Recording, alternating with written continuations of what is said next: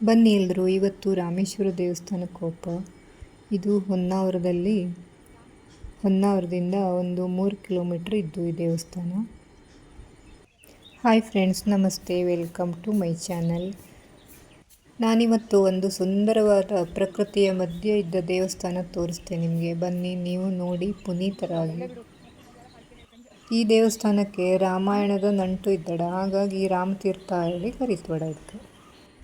ಇಲ್ಲಿ ಸುಮಾರು ಒಂದು 50ರಿಂದ 60 ಮೆಟ್ಲು ಇಳಿದು ಹೋಗಕ್ಕಾಗ್ತು. 50 ಮೆಟ್ಲು ಇಳಿದು ಹೋದ್ಮೇಲೆ ನೋಡಿ, ಈ ಥರ ಸುಂದರವಾದ ರಾಮತೀರ್ಥ ಮತ್ತು ಲಕ್ಷ್ಮಣ ತೀರ್ಥ ಸಿಕ್ತು.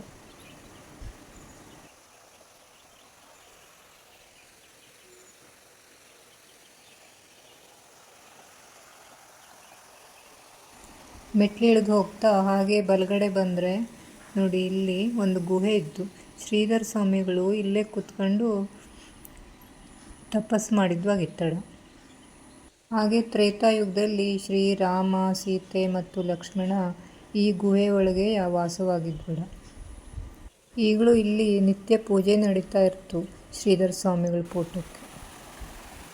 ತ್ರೇತಾಯುಗದಲ್ಲಿ ಶ್ರೀರಾಮ, ಸೀತೆ ಮತ್ತು ಲಕ್ಷ್ಮಣರು ವನವಾಸದಲ್ಲಿದ್ದಾಗ ಈ ಸ್ಥಳಕ್ಕೆ ಭೇಟಿ ನೀಡಿದ್ದ ಹೇಳಿ ನಂಬಿಕೆ ಇದ್ದಡ.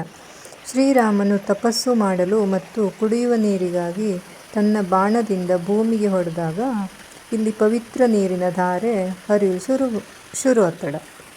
ಹಾಗಾಗಿ ಈ ಸ್ಥಳಕ್ಕೆ ರಾಮತೀರ್ಥ ಎಂದು ಹೆಸರು ಬಂತಡ. ಇಲ್ಲಿ ಭಕ್ತರೆಲ್ಲ ಸ್ನಾನ ಮಾಡಿ ದೇವ್ರ ದರ್ಶನ ಪಡೀತಾರೆ.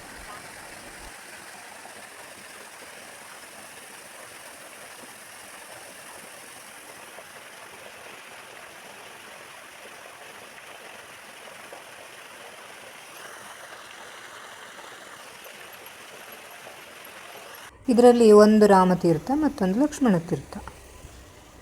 ಹಾಗೆ ನಂಗೆ ತಲೆಗೆಲ್ಲ ನೀರೆಲ್ಲ ಪ್ರೋಕ್ಷಣೆ ಮಾಡ್ಕೊಂಡು ನಿಧಾನಕ್ಕೆ ಮೆಟ್ಲು ಹತ್ತಿ ಹೊರಡಲು ಶುರು ಮಾಡ್ದೆ. ಒಂದು 50-60 ಮೆಟ್ಲು ಹತ್ತುವಾಗಲೂ ಅಷ್ಟೇ ಖುಷಿ ಆಗ್ತು. ಇಳಿಯುವಾಗ ಹೆಂಗೆ ಖುಷಿ ಆಯ್ತು, ಹಾಗೆ ಆ ವಾತಾವರಣವೂ ಅಷ್ಟೇ ಚಲೋ ಇತ್ತು. ಹಾಗಾಗಿ ಆರಾಮ್ ಮೆಟ್ಲು ಹತ್ತಿ ಹೋದ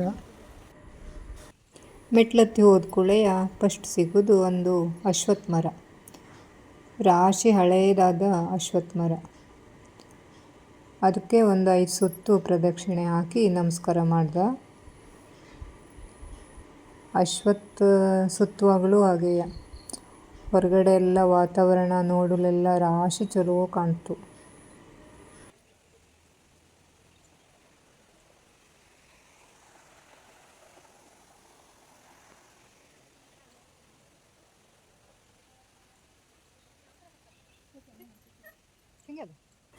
ಇಲ್ಲಿ ಶ್ರೀರಾಮ, ಸೀತೆ, ಲಕ್ಷ್ಮಣ ಮತ್ತು ಆಂಜನೇಯನ ವಿಗ್ರಹಗಳ ಜೊತೆ ಶಿವಲಿಂಗಕ್ಕೂ ಪೂಜಿಸ್ತಾರೆ.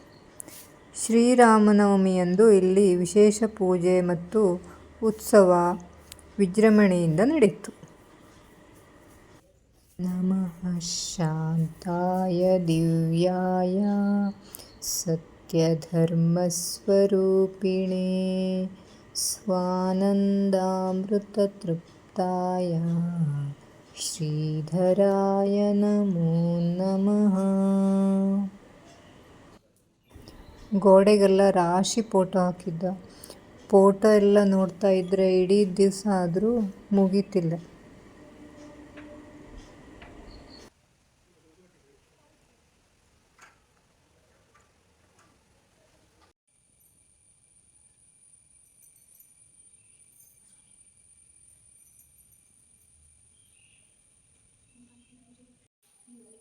ಇದು ಶ್ರೀಧರ ಸ್ವಾಮಿಗಳ ದತ್ತ ಮಂದಿರ. ಈ ದತ್ತ ಮಂದಿರಕ್ಕೆ ಹೋದರೆ ಇಲ್ಲೆಲ್ಲ ಬರೆದಿದ್ದೆಲ್ಲ ನೋಡಿದರೆ ಒಂದು ಇಡೀ ದಿವಸ ಬೇಕು ನಮಗೆ ಓದಲೆ.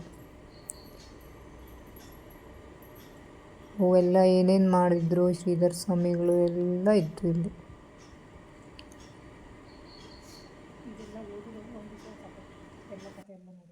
ಶ್ರೀಧರ ಸ್ವಾಮಿಗಳು ಶ್ರೀರಾಮನ ಪರಮ ಭಕ್ತರಾಗಿದ್ರಡ. ತ್ರೇತಾಯುಗದಲ್ಲಿ ಶ್ರೀರಾಮನೇ ಪಾದಸ್ಪರ್ಶ ಮಾಡಿ ನಿರ್ಮಿಸಿದ ಸ್ಥಳ ಎಂದು ಇತಿಹಾಸ ಇರುವ ರಾಮತೀರ್ಥವು ಅತ್ಯಂತ ಪ್ರಿಯವಾದ ಸಾಧನಾ ಕ್ಷೇತ್ರವಾಗಿತ್ತಡ ಶ್ರೀಧರ ಸ್ವಾಮಿಗಳಿಗೆ. ರಾಮತೀರ್ಥವು ಕೇವಲ ಪೌರಾಣಿಕ ಹಿನ್ನೆಲೆ ಅಷ್ಟೇ ಅಲ್ಲದೆ ಶ್ರೀಧರ ಸ್ವಾಮಿಗಳಂತಹ ಮಹಾನ್ ಸಂತರ ಪಾದಸ್ಪರ್ಶ ಹಾಗೂ ತಪೋಬಲದಿಂದ ಪುನೀತಗೊಂಡಿರುವ ದಿವ್ಯ ಕ್ಷೇತ್ರ.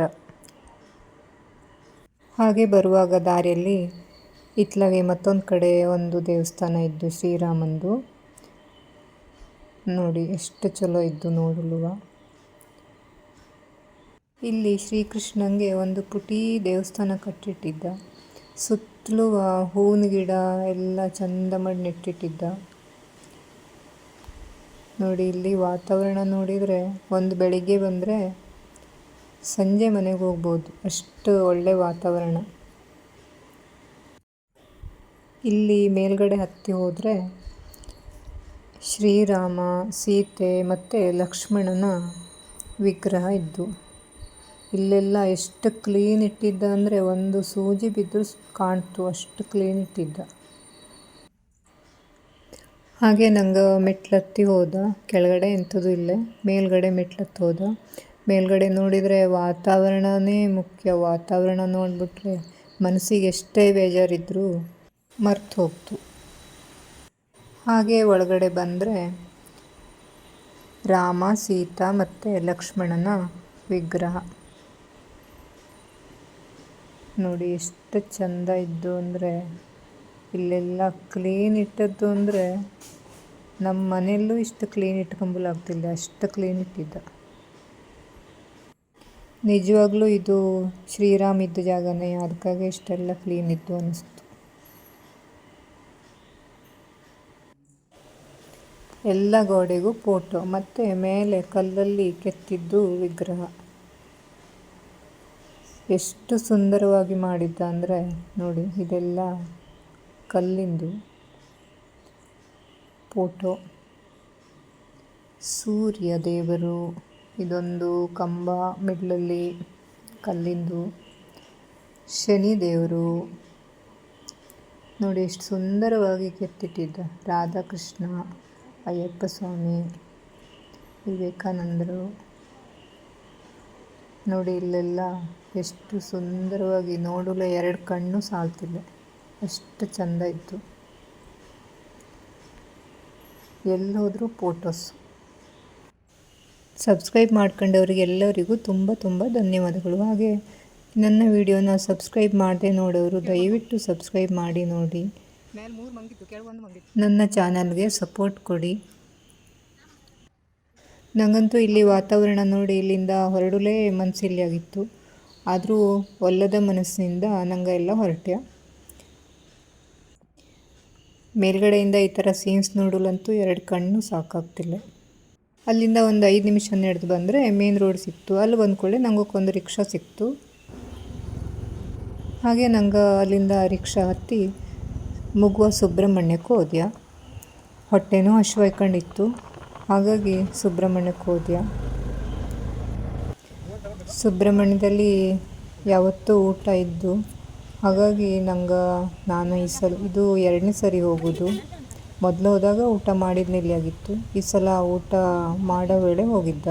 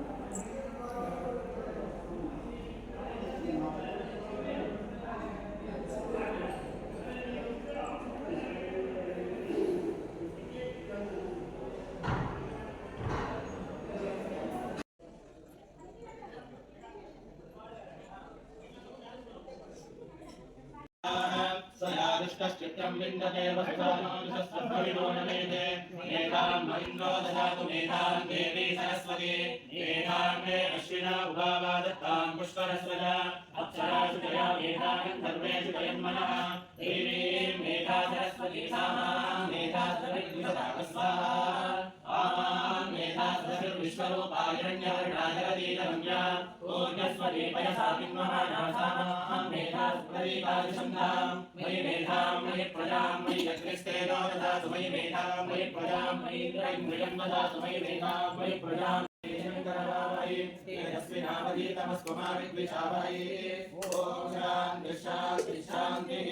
हरे राम राम राम हरे हरे हरे कृष्ण कृष्ण कृष्ण हरे हरे हरे राम राम राम हरे हरे हरे कृष्ण कृष्ण कृष्ण हरे हरे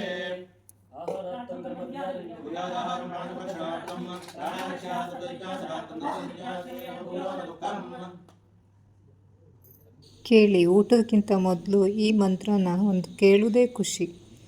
ಕೇಳಲೆ 2 ಕಿವಿ ಸಾಕಾಗ್ತಿಲ್ಲ, ಅಷ್ಟು ಖುಷಿ ಆಗ್ತು ಕೇಳಲೆ. ಊಟ ಎಲ್ಲ ರಾಶಿ ಚಲೋ ಆಗಿತ್ತು.